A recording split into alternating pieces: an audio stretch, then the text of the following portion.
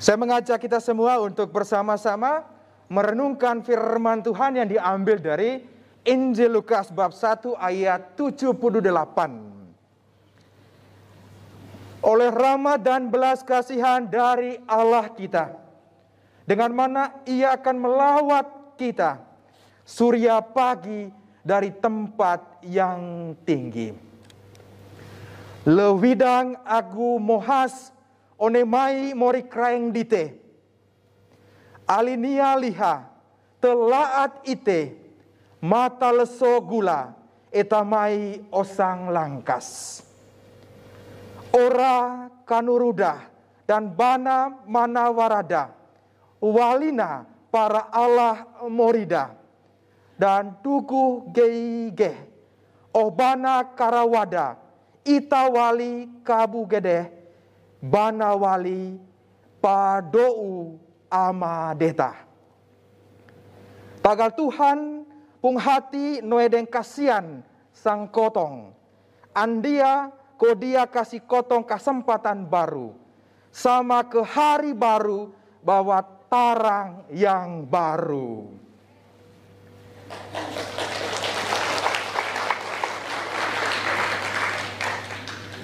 Kitong sonde ditinggalkan. Ini orang Timor bilang tema ini sangat berat sekali. Kenapa sangat berat sekali, saudara dan saudariku yang terkasih? Saya mengajak kita semua coba merenungkan apa yang sementara terjadi dalam kehidupan saya dan kita semua. Bayangkan ditinggalkan itu ibaratnya gini. Hidup enggan, mati juga nggak mau. Hari ini tanggal 15, pas di pertengahan loh. Bulan Januari hampir habis. Enggan sekali tinggalkan yang, udah 15. Sisanya 15 hari untuk bulan Januari.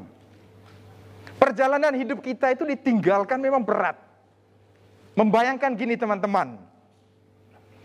Selama masa pandemi ini, saya percaya pengalaman itu bisa terjadi pada kita semua. Kakak adik, saudara dan saudari orang-orang di rumah. Karena situasi pandemik ini dipanggil oleh Tuhan kembali ke rumah Bapa. Saudara tidak bisa kembali ke NTT atau kembali ke rumah. Air mata itu menjadi teman keseharian di sini. Karena situasi kita tidak bisa kembali ke rumah kita masing-masing. Sekurang-kurangnya untuk mencium kening orang-orang terkasih. Membisikkan di telinga mereka, terima kasih. Selamat jalan sampai ketemu di rumah Bapa. Saya percaya kita mengalami dalam situasi seperti ini. Atau bisa jadi pengalamannya demikian.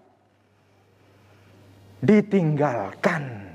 Tanah rantau bisa menjadi malam-malam itu keluar dari rumah majikan. Wah, dikeluarkan begitu saja. Telepon teman tak ada yang bisa menolong. Cari jalan mungkin keterbatasan bahasa. Bisa jadi kita ditinggalkan tidur saja di taman. Atau dalam kegelapan kita tidak tahu kemana lagi. Ini sangat berat dan biasanya itu dialami oleh para perantau kita semua yang ada di sini. Saudara dan saudariku yang terkasih, saya juga mengalami situasi yang sama. Saya baru-baru ini loh bergabung dalam barisan arisan 2 garis itu. Berat sekali. Siapa yang menjadi alumni di sini? Angkat tangan. Saya percaya kebanyakan kita, entah Anda lapor tidak lapor, yang penting bahwa 2 garis itu kita alami dalam kehidupan kita. Berat sekali. 5-6 hari di kamar sendiri. Ada teman-teman yang bahkan tidak memperoleh makanan misalnya. Sendirian. Dan pengalaman itu, saya kenanya itu seorang teman muslim, dia WA saya, Romo. Nah kalau selama ini itu, saya biasa lihat hal-hal yang positif yang Romo lakukan. Saya berdoa, satu hal negatif yang Romo alami. Get well soon. Iya, lalu saya bilang, terima kasih doanya. Dan 4-5 hari kemudian, setelah saya itu sudah kembali ke arisan satu garis itu, dan saya diminta untuk dimasukkan ke dalam grup para alumni di WA itu. Grup itu namanya bukan 212, tetapi 219. 2 garis dengan COVID-19.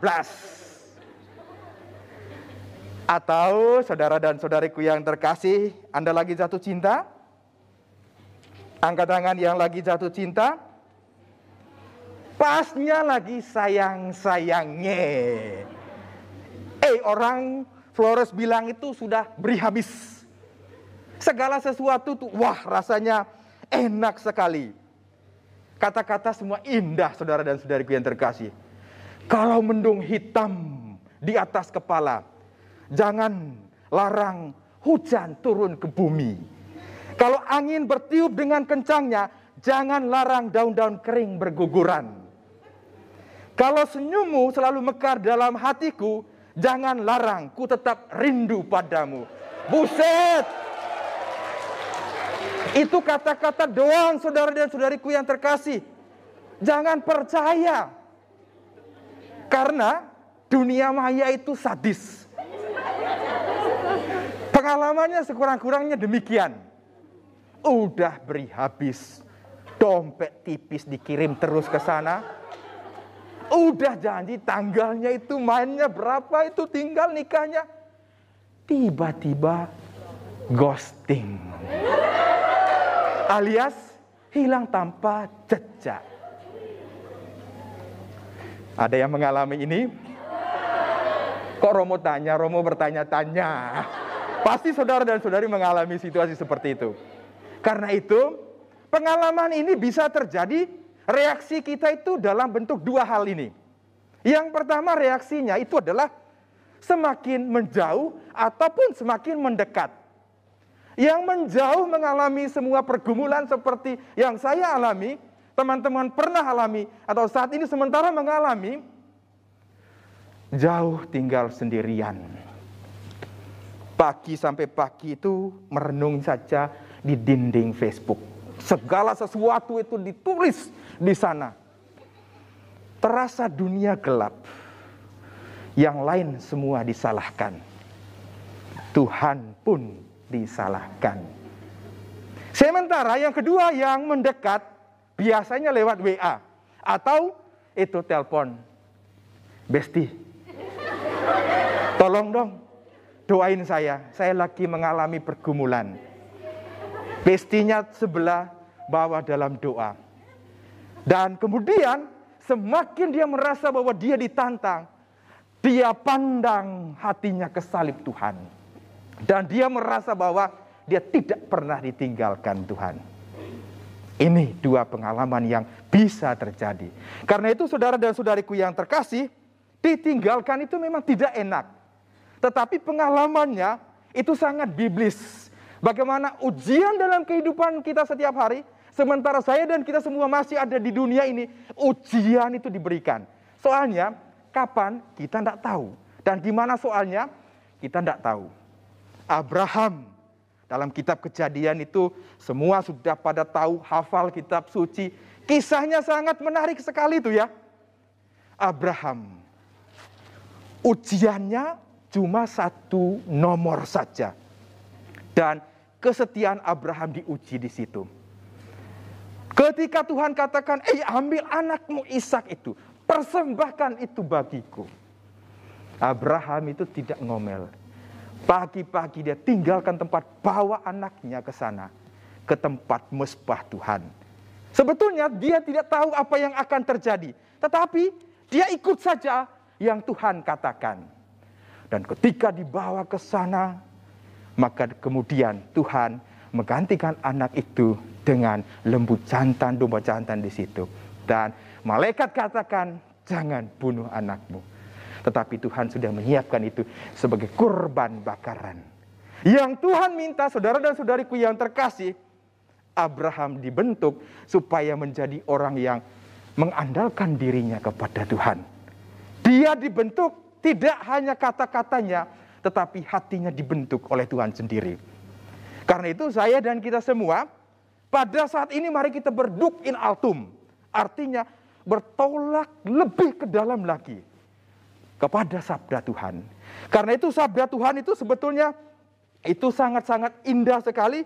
Kalau kita renungkan saudara dan saudariku yang terkasih, bagaimana Tuhan yang menguji, memberi nilai kepada kita, dan kelulusan itu adalah tergantung kepada kesetiaan kita. Saya mengajak kita semua untuk bersama-sama dalam teks tadi yang sudah diambil oleh rahmat dan belas kasih dari Allah kita, dengan mana Ia akan melawat kita surya pagi dari tempat yang tinggi. Saya akan membacakan secara keseluruhan dari teks ini, Lukas bab 1 ayat 67 sampai 80, supaya kita mengerti apa yang Tuhan katakan dan yang Tuhan minta dalam kehidupan saya dan kita semua. Dan Sakaria ayahnya penuh dengan Roh Kudus, lalu bernubuat katanya, terpujilah Tuhan Allah Israel, sebab Ia melawat umatnya dan membawa kelepasan baginya.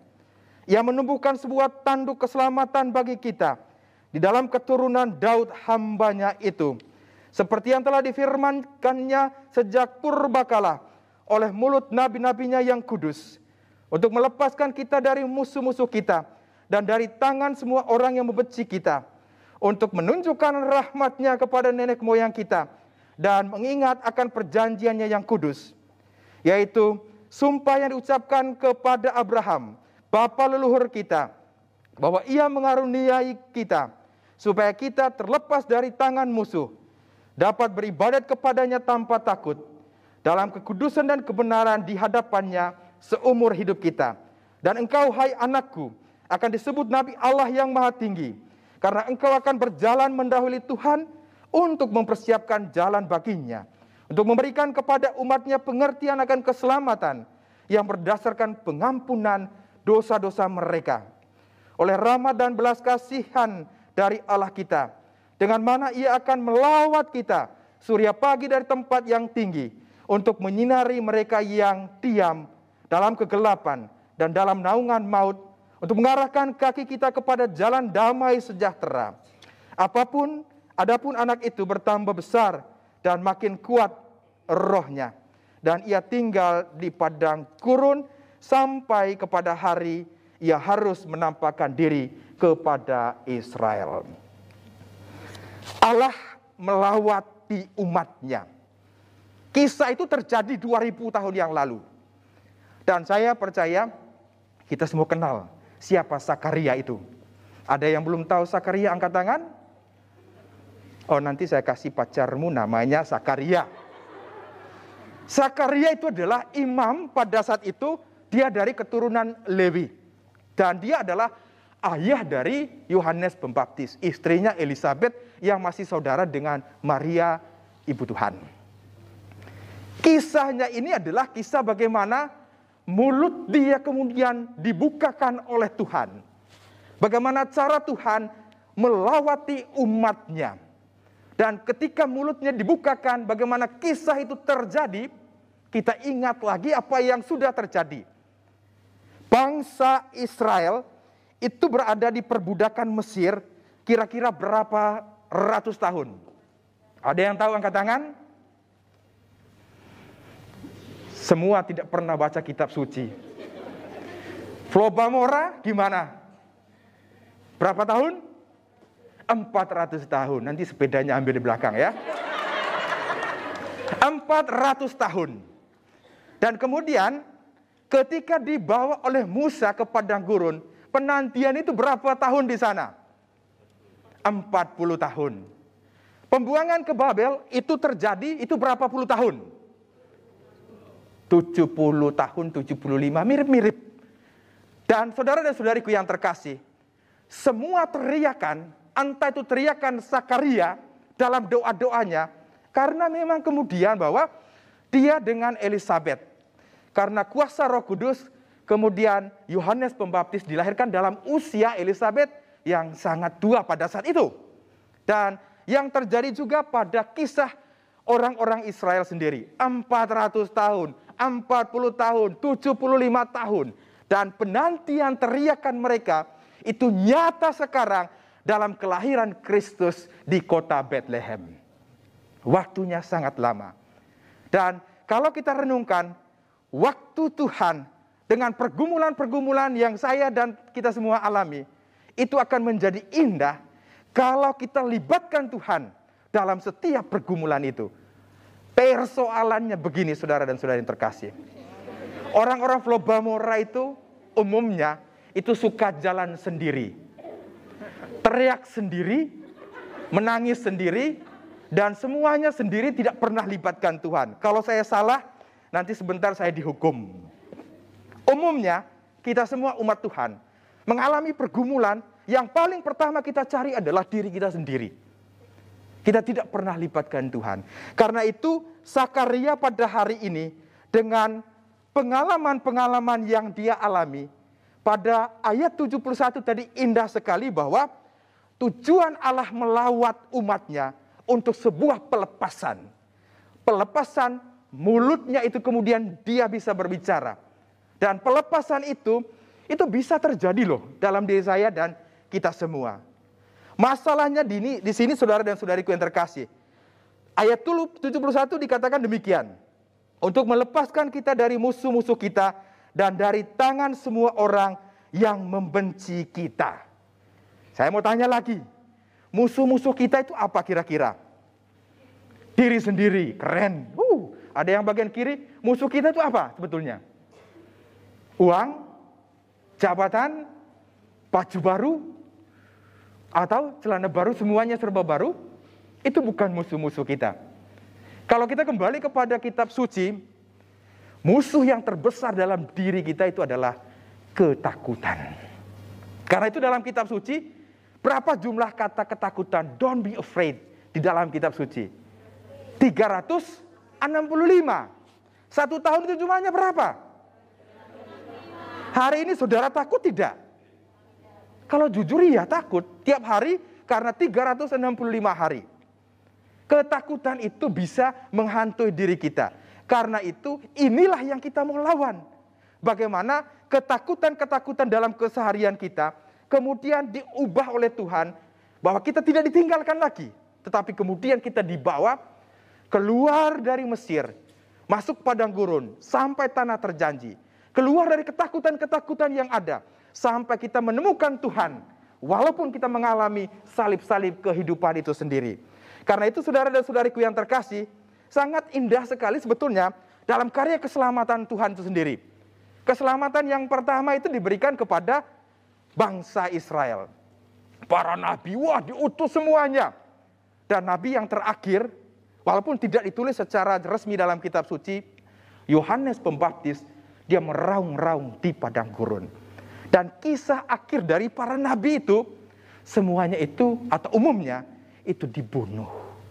Dan bagaimana dalam perjanjian lama, perjanjian antara Tuhan dengan umat manusia itu, lambangnya adalah anak domba. Tetapi perjanjian dengan kelahiran Kristus sendiri, itu tidak lagi pakai anak domba. Tetapi dengan darahnya, saya dan kita semua itu ditebus oleh Tuhan. Ini perjanjian yang sangat indah sekali. Bagaimana Tuhan memampukan kita untuk mengalami bahwa kita itu sonde ditinggalkan. Tetapi cara Allah melawat kita itu sangat-sangat indah sekali. Karena itu, saudara dan saudariku yang terkasih, kalau kita perhatikan dengan sangat-sangat mendalam tadi, itu keren sekali dramanya, walaupun singkat. Tetapi saya hampir teteskan air mata. Karena itu adalah kisah kehidupan. Kisah kehidupan saya dan kita semua, sampai kita mengalami apa yang disebut dengan salib itu sendiri. Dan kemudian kita dibebaskan. Good father, itu berarti bahwa, Bapa yang sangat-sangat baik sekali. Karena itu di sini sangat jelas sekali. Oleh rahmat dan belas kasihan dari Allah kita. Pertama, cara Tuhan itu unik untuk mengasihi kita. Walaupun kita melihat di atas salib, Yesus berkata, Eloi, Eloi, lama sabatani. Ya Allahku, mengapa engkau meninggalkan aku? Bedanya dengan konteks kita. Allah meninggalkan Yesus supaya kita diangkat oleh Tuhan sendiri. Seperti pembaptisan. Kita mengalami kehidupan yang baru. Yesus itu masuk ke dalam sungai Yordan. Dan kita mengalami kehidupan yang sama supaya bahwa kita tidak ditinggalkan. Yesus ditinggalkan di atas salib itu dengan tujuan supaya kita kembali lagi. Kembali bersama-sama dengan Tuhan lagi. Yesus ditinggalkan itu supaya kita mengalami hidup baru di dalam Tuhan. Karena itu sebetulnya Natal ini adalah sebuah ziarah ke Bethlehem. Ziarah untuk kembali ke Bethlehem. Nah, kembali ke Bethlehemnya, kita ingat dalam konteks Injilnya, saudara dan saudariku yang terkasih, bahwa kembali ke Bethlehem. Sangat jelas sekali bahwa dalam Ibrani bab 13 ayat 5b. Aku sekali-kali tidak akan membiarkan engkau dan aku sekali-kali tidak akan meninggalkan engkau. Kembali ke Bethlehem itu menunjukkan bahwa sukacita terjadi di sana. Yesus dilahirkan di kandang yang sangat sederhana supaya saya dan kita semua itu tidak ditinggalkan oleh Allah. Maka kemudian Natal itu sebetulnya bagi saya dan kita semua, Allah datang supaya kita selamat. Tidak ada yang lain kecuali Allah datang dan kita selamat. Dan di sini saudara dan saudariku yang terkasih, parusan tadi Injil Yohanes 3:16 itu sangat jelas sekali, teman-teman sudah pada hafal. Dan semuanya itu adalah karena kasih karunia Tuhan sendiri. Tidak terlepas dari apa yang disebut dengan Emmanuel, Allah yang menyertai kita. Walaupun sering kita tinggalkan Tuhan, tetapi Dia tetap menyertai kita semua. Maka Natal 2000 tahun yang lalu dengan Natal yang saat ini, pesannya itu sama saja. Yaitu Emmanuel, Allah menyertai kita. Atau sering kita dengar itu, Gusti mboten sare. Gusti tidak tidur. Atau Tuhan sonde tidur. Itu orang Kupang bilang. Maka kemudian di sini kita merenungkan persoalan dalam perjalanan hidup kita. Saya dan kita semua kita merayakan Natal Flobamora pada hari ini. Satu hal penting itu adalah hidup mesti berdampak. Kalau tidak berdampak, tiap tahun kita rayakan Natal Flobamora, itu tidak ada perubahan. Tetapi kalau hidup kita berdampak, maka kemudian hidup itu menjadi sebuah berkat. Maka saudara dan saudariku terkasih, kita sering katakan, oh orang NTT itu mayoritas Kristen. Ya, kantong Kristen di Indonesia. Tetapi apakah saya dan kita semua itu bisa menjadi misionaris-misionaris di mana saja? Nah ini sebuah tantangan. Karena begini saudara dan saudara yang terkasih, kita ketakutan. Dalam perjalanan hidup ini sering kita katakan, wih gunung di Hong Kong saya sudah daki semua. Lalu lautan di Saikung dan semuanya itu sudah ku lewati semua. Hari Minggu semangat. Tetapi yang muncul di gereja itu di mana saudara dan saudari? Kesana kemari, pontang-panting kesana kemari. Lupa Tuhan. Padahal kita tidak tahu bahwa cara Tuhan juga sangat-sangat istimewa. Maka kemudian kita melihat Natal itu adalah sebuah kerinduan untuk kembali ke Bethlehem. Kembali ke Natal, kandang yang hina itu untuk memuji dan memuliakan Tuhan. Karena itu saudara dan saudariku yang terkasih, kisahnya tadi bahwa cara Tuhan mengubah kita itu sangat-sangat luar biasa sekali. Sangat-sangat indah sekali. Air mata kita diubah menjadi sebuah sukacita. Karena itu di sini kita merasakan bahwa ya kadang-kadang kita berdoa atau apa saja, penantian itu kita mau itu seperti membalikkan telapak tangan. Oh mudah sekali. Kalau saya berdoa hari ini, Tuhan izinkan hari ini terjadi. Padahal saya mau katakan, dalam perjalanan hidup doa atau menyembah Tuhan, pertama Tuhan katakan, benar, saya kabulkan doamu. Kedua Tuhan katakan, tidak, saya akan kasih yang lebih baik sekali. Ketiga Tuhan katakan, tunda. Pada waktu yang tepat, saya akan memberikan yang lebih terbaik. Kadang-kadang, ya aminmu itu memang pas sekali. Tapi kau doa, itu kau juga pasti akan paksa-paksa Tuhan. Saudara, saya mau katakan demikian. Ketika kau katakan amin, kadang-kadang kita ke gereja itu tujuannya Tuhan, hapuskan semua dosa-dosa saya. Nah, itu doa seorang budak. Karena tujuan ke gereja untuk Tuhan hapuskan dosa-dosa kita. Tuhan, beri saya pahala Tuhan, beri saya pahala Tuhan. Itu doa seorang businessman supaya masuknya ke surga. Saudara datang ke sini itu sebetulnya hanya satu alasan untuk menyembah Tuhan. menyembah Tuhan karena Dia begitu baik, a good father. Dia berjalan bersama kita. Dia tidak pernah tinggalkan kita. Kadang-kadang kita berkata demikian, "Wih, saya mau itu dapatnya berkat." Saudara, berkat itu bukan tujuan akhir. Tetapi itu adalah proses kita dibentuk seperti Abraham yang lain, zaman now. Kalau kita tujuannya ke gereja untuk jadi berkat saja, saya mau dapat berkat. Jangan sampai teman-teman masuk gereja dengan tujuan yang sama. Kita ke gereja dengan satu alasan itu saja, bahwa Tuhan, siapakah saya ini? Saya mau memuji Engkau.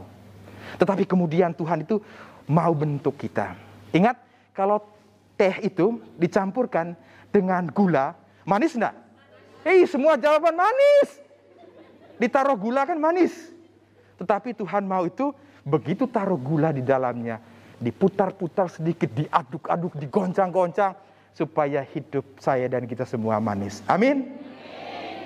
Dengan demikian saudara dan saudariku yang terkasih, maka Natal Flow Bamora itu menjadi sebuah kesaksian bahwa perjalanan ini mesti menjadi berkat. Jangan sampai kita terima semua berkat-berkat itu hanya untuk diri sendiri. 2 kali saya ziarah ke Israel. Saya merenung-renungkan gini. Sungai, di mana Yesus dibaptis? Di sungai? Semua tahu, keren. Yesus berjalan di atas air.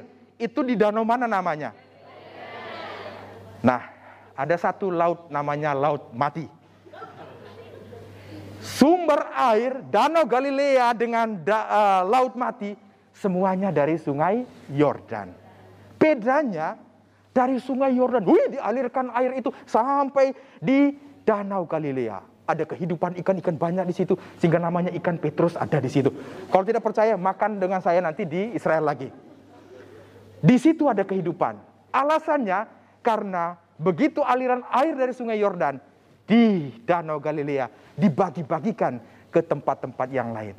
Kalau Laut Mati, namanya Laut Mati, dari sumber yang sama, tinggalnya saja di situ.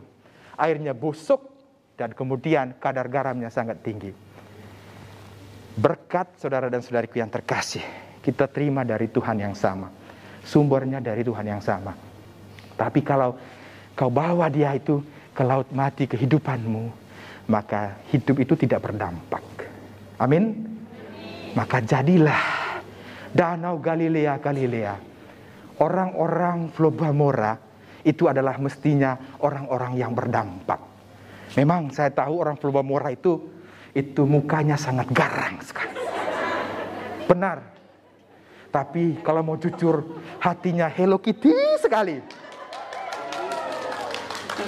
Saya tidak mau angkat-angkat, tapi sebanting lagi sebentar.